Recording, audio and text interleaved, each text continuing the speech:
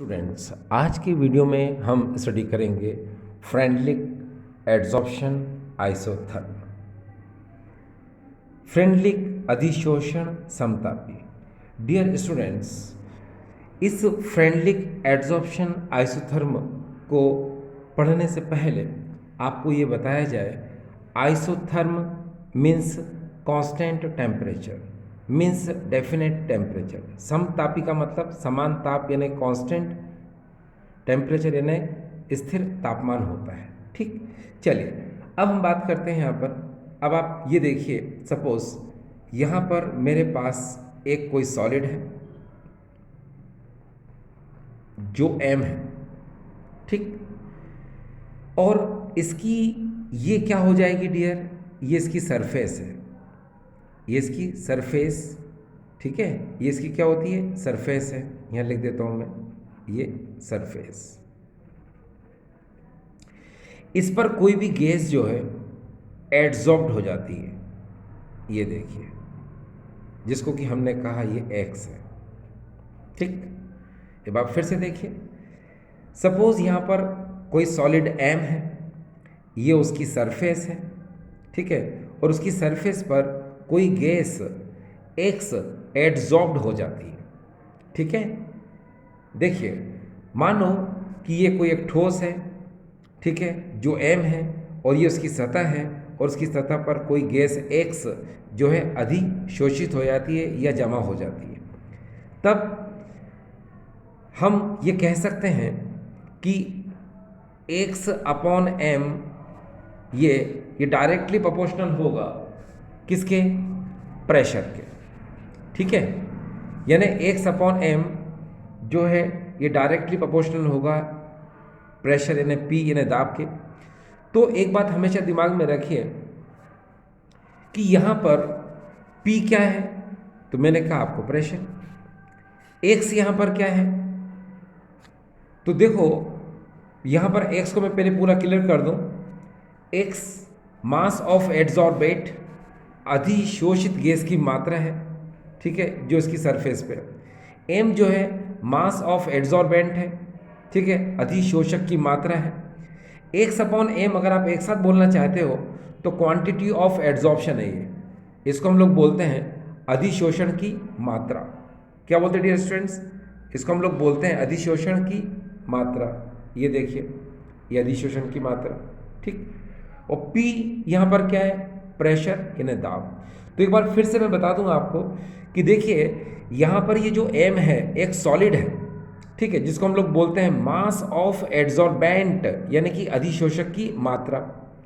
और इसकी सरफेस पर देखिए, ये आप जो देख रहे हैं ये X है। X यहाँ पर क्या है, इसको हम लोग बोलते हैं मास ऑफ एड्सॉर्बेट यानी कि अधिशोषित गैस की मात्रा, ठीक है। लेकिन अगर हम इसको कॉमनली एक साथ अगर बोलना चाहें X अपॉन M को, तो इसको हम लोग कहते हैं क्वांटिटी ऑफ एड्सॉर्प्शन यानी कि अधिशोषण की मात्रा। ये क्या डियर, अधिशोषण की मात्रा।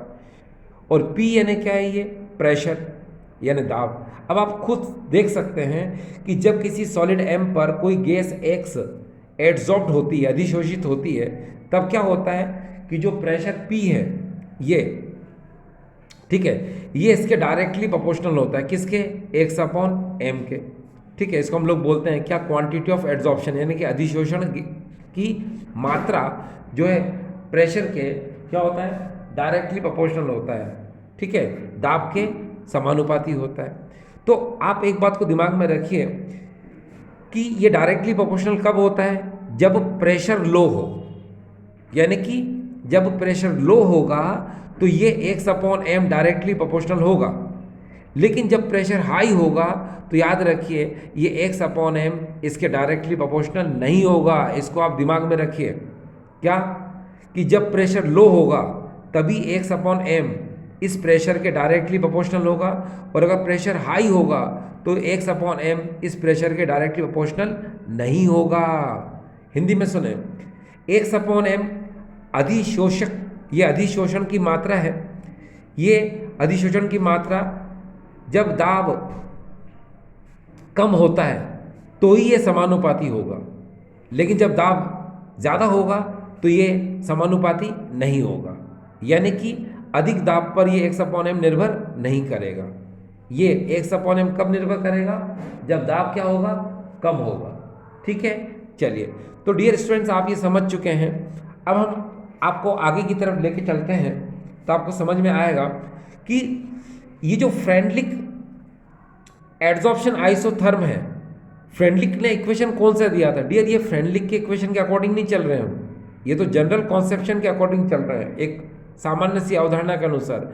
अब हम बात करेंगे फ्रेंडलिक एड्सॉर्प्शन आइसोथर्म की। तो देखिए, फ्रेंडलिक ने जो हमको इक्वेशन दिया था वो ये था, देखिए जरा, x/m equal to k p, और p की पावर आएगी 1/n, इसको इक्वेशन नंबर हम 1 कहेंगे। ये था फ्रेंडलिक इक्वेशन, ये था फ्रेंडलिक इक्वेशन, ये था फ्रेंडलिक समीकरण। अब इसमें क्या होता है? x/m equal to k p 1/n। आपको मैं बता चुका हूँ, x क्या है यहाँ पर? मास ऑफ एड्सॉर्बेट। m क्या है? Mass of adsorbent. x/m को कलेक्टिवली क्या बोलेंगे? Quantity of adsorption. p यहाँ पर क्या है? प्रेशर। k यहाँ पर क्या है? कांस्टेंट। ठीक है, n यहाँ पर क्या है? ये भी कांस्टेंट है, मगर इसकी वैल्यू होती है n की 0 से 1 तक। ठीक, हिंदी में सुने, x को हम लोग बोलते हैं अधिशोषित गैस की मात्रा, m को हम लोग बोलते हैं अधिशोषक की मात्रा। x/m को एक साथ रूप में बोलेंगे हम अधिशोषण की मात्रा, p को हम लोग बोलेंगे दाब, k स्थिरांक है, n भी स्थिरांक है, मगर n का मान क्या होता है? 0 से 1 तक होता है। ठीक है, चलिए। अब देखिए डियर स्टूडेंट्स, यह 1 से 0 तक होता है, एक ही बात है। अब हम इसमें ये जो समीकरण हमें नजर आ रहा है ना, याद रखिएगा, इस समीकरण में हम दोनों तरफ क्या करेंगे? लॉग ले लेंगे। क्या ले लेंगे? लॉग। दोनों तरफ हम क्या ले लेंगे? लॉग। तो यहाँ लिख देता हूँ मैं, taking log both side, taking log both side, both side. हम दोनों तरफ क्या करेंगे? लॉग ले लेंगे। अब देखिए डियर, जब हम दोनों तरफ लॉग लेंगे तो क्या होगा? ये देखिए, लॉग x/m ये हो जाएगा, फिर यहाँ पर क्या आएगा? लॉग ले लिया हमने, और ब्रैकेट में इसको लिखना चाहे तो लिख सकते हैं k डॉट p 1/n। याद रखिएगा, ये p की पावर है 1/n। ठीक है, इसको आप ऐसे लिख दीजिए। यहाँ एक फार्मूला जनरेट हो जाएगा, याद करो, कौन सा? लॉग m इंटू n वाला। कैसे? ये देखिए, लॉग ये m इंटू n, ये फार्मूला जनरेट होगा तो क्या हो जाएगा? ये होगा log m plus log n। ये तो कर दो मल्टीप्लाई इसके अंदर। तो जब मल्टीप्लाई करेंगे डियर तो क्या होगा वो भी देख लीजिए आप, क्या होगा?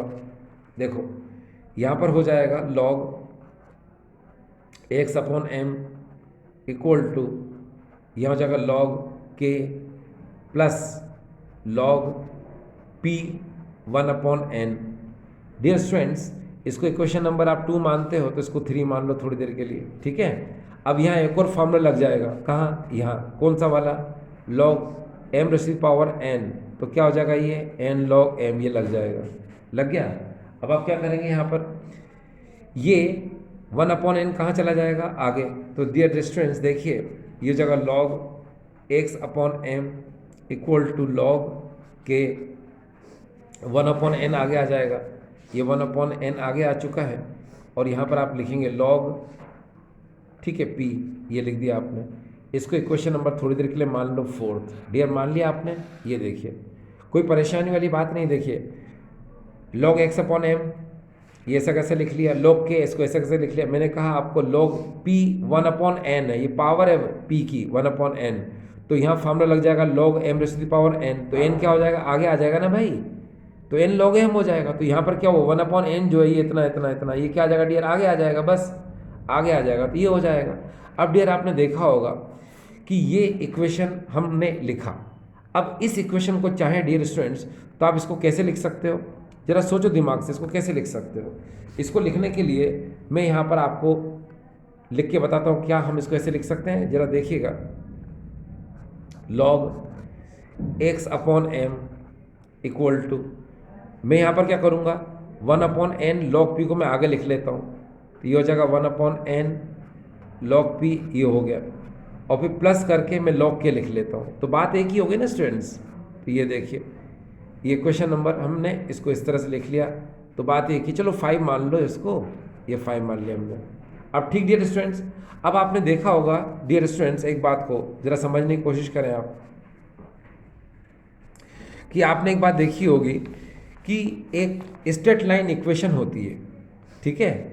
स्ट्रेट लाइन इक्वेशन, ये देखो y equal to M X plus C, ये क्या है? स्ट्रेट लाइन इक्वेशन जिसको हम लोग बोलते हैं, ये एक सरल रेखा का समीकरण है। क्या डियर? ये एक सरल रेखा का समीकरण है, और हम इसके साथ इसका क्या करेंगे? कंपैरिजन करेंगे। कंपैरिजन का मतलब होता है इसके साथ इसकी तुलना करेंगे डियर स्टूडेंट्स, ठीक है। तो जब हम इसके साथ इसकी तुलना करेंगे तो क्या होगा? चलो करते कंपैरिजन। ये देखिए, ये y के इक्वल हो जाएगा। क्या? ये y के इक्वल, तो मैं आपके लिए अलग से लिख देता हूँ, नो प्रॉब्लम है। ये देखिए कैसे, इसको आप यहाँ लिख लो। ये देखिए y इक्वल टू क्या आ जाएगा यहाँ पर? y इक्वल टू हो जाएगा यहाँ पर log x अपॉन m, ठीक है भाई, ये इसके इक्वल हो गया। अब देखना m यहाँ पर क्या है? 1 अपॉन n, ठीक है। m क्या है यहाँ पर? 1 upon m, m equal to हो जाएगा 1 अपॉन n, इसको लिख लिया मैंने। और ये x इक्वल टू क्या है डियर? ये देखिए log p, आप देखते जाइए, अच्छा लगेगा। x इक्वल टू क्या हो जाएगा? ये log p, ठीक है। अब देखो c इक्वल टू क्या आ जाएगा यहाँ पर? c equal to log k, तो देखो मैंने यहाँ लिख दिया c equal to log k, ये भी लिख लिया मैंने, ठीक है। अब देखिए इसकी सारी चीज़ें एक बार फिर से देखिए, y equal to log x upon m, yes. m equal to 1 upon n, yes. x equal to log p, yes. c equal to log k, yes. अब देखिए डियर स्टूडेंट्स, यहाँ पर y हमें मिल चुका log x upon m, m मिल चुका 1 upon n, x मिल चुका log p, और c मिल चुका log k। आपको पता होना चाहिए m को हम लोग बोलते हैं स्लोप, स्लोप का मतलब होता है ढाल, ठीक है। और c को हम लोग बोलते हैं इंटरसेप्ट, यानी कि अंतःखंड, ठीक है। तो डियर स्टूडेंट्स, अब हमको ग्राफ बनाना है इसका। क्या बनाना है? ग्राफ। तो नो प्रॉब्लम, अभी आप देखिए ग्राफ बनाएंगे, बच्चा याद रखिए, ये चीज़ें दिमाग में रखिए और ग्राफ आपके लिए तैयार हो जाएगा। कैसे? देखो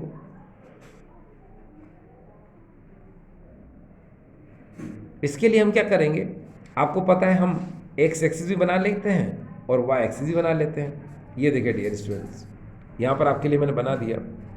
ये आपको पता है ये कौन सी एक्सिस है डियर? ये x एक्सिस है। ये क्या है डियर? ये y एक्सिस कर दी मैंने। अब देखना है यहाँ पर x पर क्या है? log p, तो आप यहाँ पर log p लिख लो। ये देखिए मैंने log p लिख लिया। कहाँ पर लिखेंगे डियर? अरे भाई x की जगह पर log p, ये log p लिख लिया। अब y क्या है? ये y है, तो क्या लिखेंगे? log x अपॉन m, तो चलो लिख लो यहाँ पर। तो यहाँ लिख लेते हैं हम log x अपॉन m, हमने यहाँ पर लिख लिया, ठीक है। अब आपको पता होना चाहिए कि m ये क्या है? स्लोप है, यानी कि ढाल है, ढाल, और इसकी वैल्यू कितनी है? 1 अपॉन n। तो स्लोप इसकी वैल्यू डियर पॉजिटिव है ना? तो ये कहाँ जाएगा? ऊपर की तरफ जाएगा, यानी ऐसे। ये देखिए इसको ऐसे कर देते हैं, यहाँ से ऐसे ऐसे, ठीक है। तो ये कौन है डियर? ये m है, तो इसकी वैल्यू कितनी है? 1 अपॉन n। तो यहाँ पर ये जो स्ट्रेट लाइन मिली है आपको, ठीक है, ये सरल रेखा जो मिली है, ये क्या है वास्तव में? ये स्लोप है, स्लोप, ये ढाल है, जिसकी वैल्यू क्या है? m equal to 1 upon n। अब इसी को जब हम नीचे की तरफ मिलाते हैं, ये देखिए ऐसे ऐसे, तो ये y एक्सिस को क्या कर रही है? काट रही है। y एक्सिस को क्या कर रही है? इंटरसेप्ट कर रही है, ठीक है। तो यहाँ पर इसकी जो वैल्यू होती है, कहाँ से आपको पता है? ये वैल्यू कितनी होती है डियर? 0 होती है। यहाँ पर प्रेशर क्या है? 0 है यहाँ पर। तो यहाँ पर नेचुरल की एड्जॉर्प्शन भी क्या होगा? अधिशोषण की मात्रा भी 0 ही होगी। अब लेकिन ये लाइन इसको काट रही है, कहाँ पर? यहाँ पर। तो इसी को हम लोग बोलते हैं क्या? इंटरसेप्ट, यानी कि c, यानी कि अंतःखंड। तो यहाँ पर c इक्वल टू क्या आ जाएगा? log k, ये आ गया। तो आपको ये ग्राफ समझ में आ चुका है कि इस ग्राफ को हमने इसकी हेल्प से किस तरह से इसको बनाया, ठीक है ना।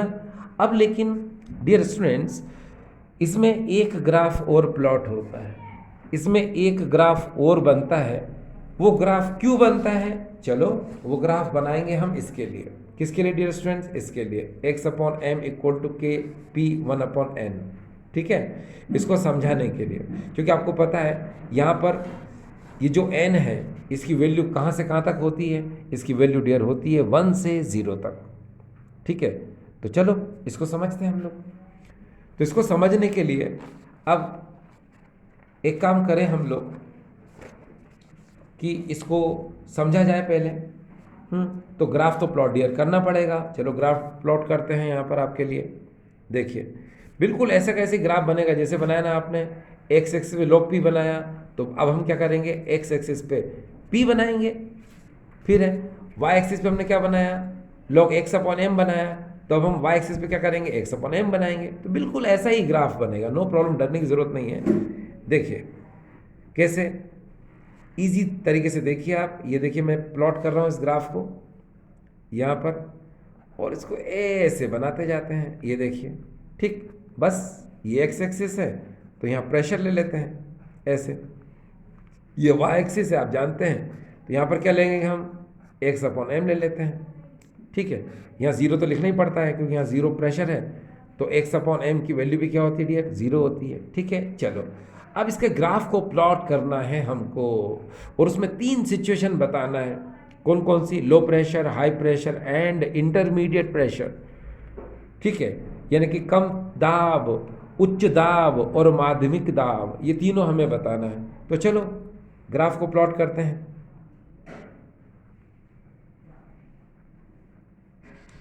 ये देखिए इस ग्राफ को प्लॉट करने की कोशिश की जा रही है आपके लिए।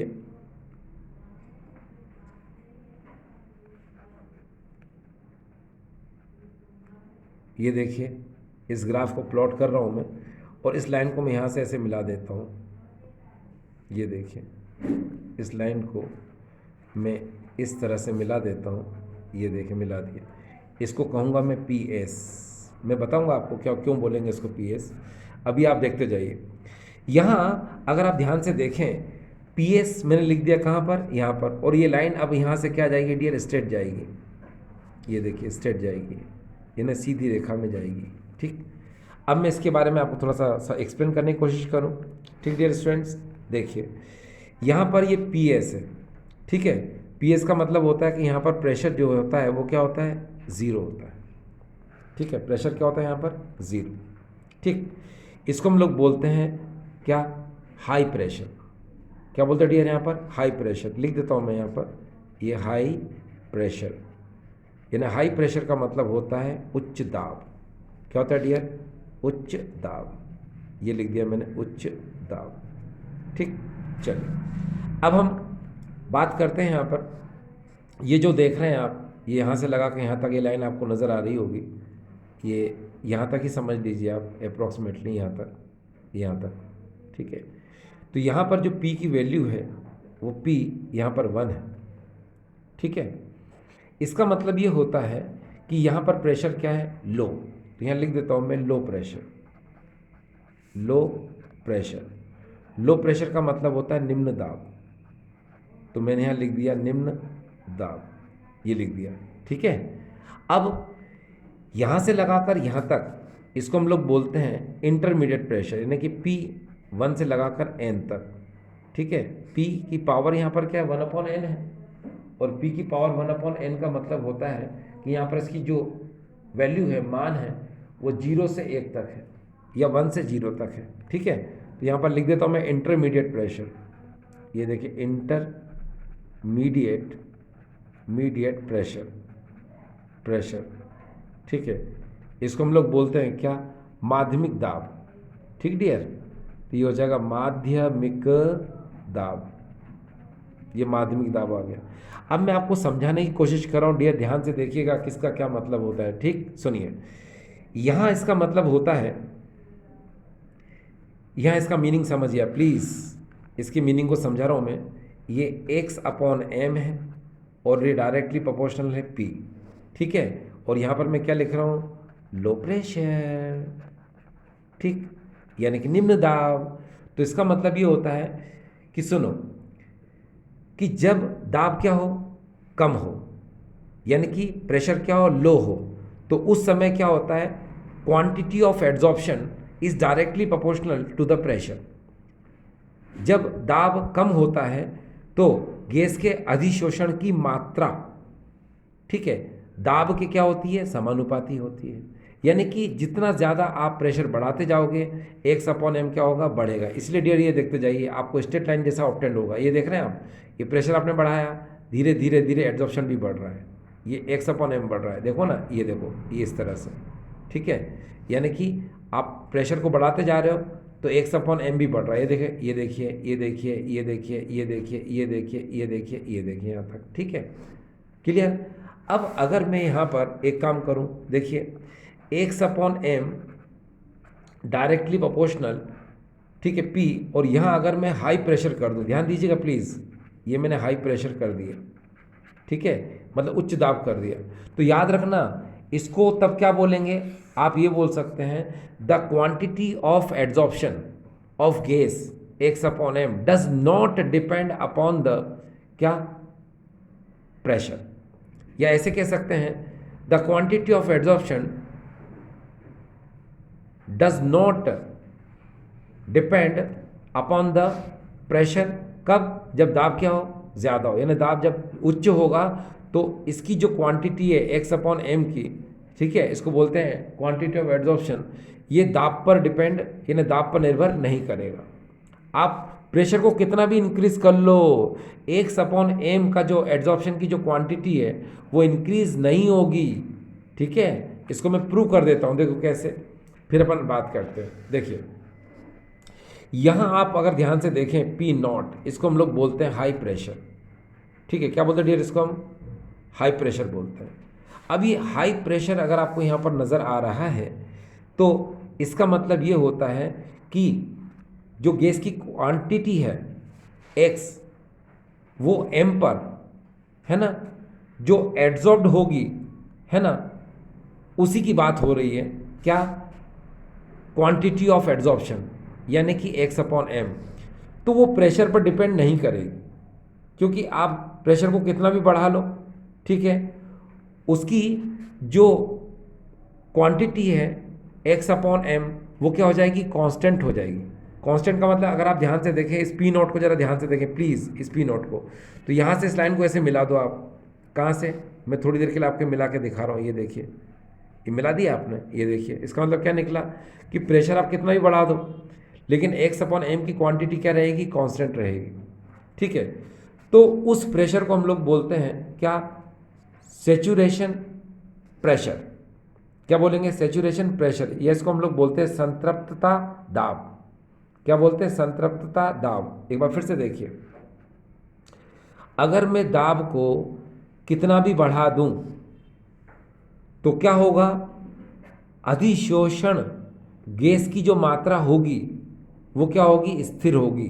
कहने का मतलब ये है कि अगर मैं दाब को बढ़ाता हूँ, कहाँ पर, मैंने कहा ना उच्च दाब मैंने कर दिया है, अगर मैं दाब को यहाँ पर अधिक कर देता हूँ या दाब को मैं बढ़ा देता हूँ तो उस M यानी ठोस पर जो गैस की क्वांटिटी है X वो क्या होगी, कांस्टेंट होगी, यानी स्थिर होगी, ठीक है। तो इसका मतलब जो प्रेशर है वो क्या होगा, संतृप्त दाब कहलाएगा, क्या, सैचुरेटेड प्रेशर कहलाएगा। तो मैं इसका रियल मीनिंग बता देता हूँ डियर स्टूडेंट, ऐसा क्यों होता है, ठीक है। चलो अब मैं आज इसका सच बताता हूँ, सच क्या होता है। देखिए मान लो ये कोई एक सॉलिड है जिसको हम लोग बोलते हैं ठोस, ठीक। अब होता ये है कि जब आप प्रेशर को बढ़ाते हो, है ना, प्रेशर को बढ़ाते हो तो आपको पता है कि जिस तरह से उस पर गैस एड्जॉर्ब्ड होगी, यानी गैस अधिशोषित होगी, उस तरह से यहाँ पर जो गैस पहले से एड्जॉर्ब्ड है वो क्या होगी, डी एड्जॉर्ब्ड हो जाएगी। मतलब जो गैस, जितनी गैस की क्वांटिटी यहाँ पर इस सॉलिड की सरफेस पर एड्जॉर्ब्ड होगी, उतनी ही क्वांटिटी इस सॉलिड की सरफेस से गैस क्या हो जाएगी, बाहर निकल जाएगी। तो मतलब क्या निकला, कोई मतलब ही नहीं निकला कि जितनी गैस यहाँ पर आई इस सरफेस पर, उतनी गैस सरफेस से क्या हो गई, हट गई। तो क्वांटिटी जो गैस की होगी वो क्या हो जाएगी, कांस्टेंट। ये कांस्टेंट कब होती है, जब आप प्रेशर को हाई करते हो तब, ठीक है, हिंदी में सुने। जब दाब को आप अधिक रखते हो या दाब को अधिक बढ़ा देते हो तो इस ठोस की सतह पर जितनी मात्रा में नई गैस अधिशोषित होती है उतनी मात्रा में इस पर पहले से अधिशोषित गैस जो होती है वो यहाँ से क्या हो जाती है, निकल जाती है।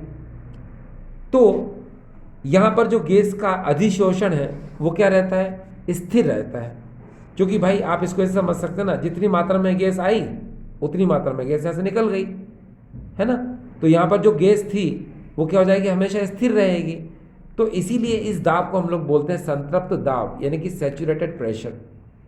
ठीक डियर स्टूडेंट्स, तो ये आपको समझ में आ चुका है कि सैचुरेटेड प्रेशर क्या होता है। ठीक है, यानी कि ये वो प्रेशर है, इस प्रेशर के बाद आप कितना भी प्रेशर बढ़ा लो, है ना, उस ठोस पर जो गैस की मात्रा है वो अब नहीं बढ़ेगी, जितनी बढ़ना थी बढ़ ली लेकिन अब नहीं बढ़ेगी। ठीक है, तो इस दाब को हम लोग बोलेंगे संतृप्त दाब। ठीक डियर स्टूडेंट्स, चलिए अब आगे देखिए आप, ये बीच का जो है P1/N, इसको हम लोग बोलते हैं इंटरमीडिएट प्रेशर। वास्तव में जो इंटरमीडिएट प्रेशर है ये क्या है, ये low pressure and high pressure के बीच की स्टेज है। ये दिस मैंने बताया ना आपको, यहाँ से स्टार्ट होगी और यहाँ पर आकर क्या होगी, कांस्टेंट होगी। इसका मतलब क्या होगा कि पहले तो जब आप प्रेशर को बढ़ाओगे तो रेपिडली उस एम पर एस की क्वांटिटी क्या होगी, बढ़ेगी। लेकिन उसके बाद धीरे धीरे प्रेशर बढ़ा, देखो प्रेशर तो आप लगातार बढ़ा रहे हो, लेकिन धीरे धीरे उस एम पर जो एस की क्वांटिटी है वो क्या होने लगेगी, कम होने लगेगी। ठीक है, देखो बहुत सुंदर सी बात है आपके सामने।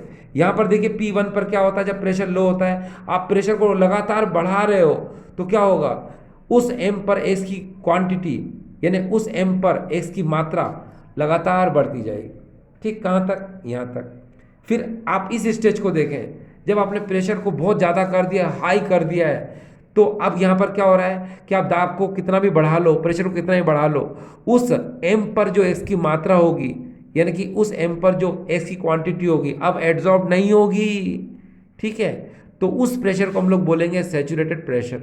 अब ये तो यहाँ से, अब यहाँ से लगाकर आप यहाँ तक की जो स्टेज देख रहे हैं आप, ये तो इसको हम लोग बोलते हैं इंटरमीडिएट स्टेज, यानी कि इंटरमीडिएट प्रेशर, हिंदी में कहते हैं माध्यमिक दाब। इसका मतलब क्या निकला कि जब आप प्रेशर को बढ़ाते हो तो शुरू में उस एम पर एक्स की क्वांटिटी यानी कि उस एम पर एक्स की मात्रा बढ़ती है।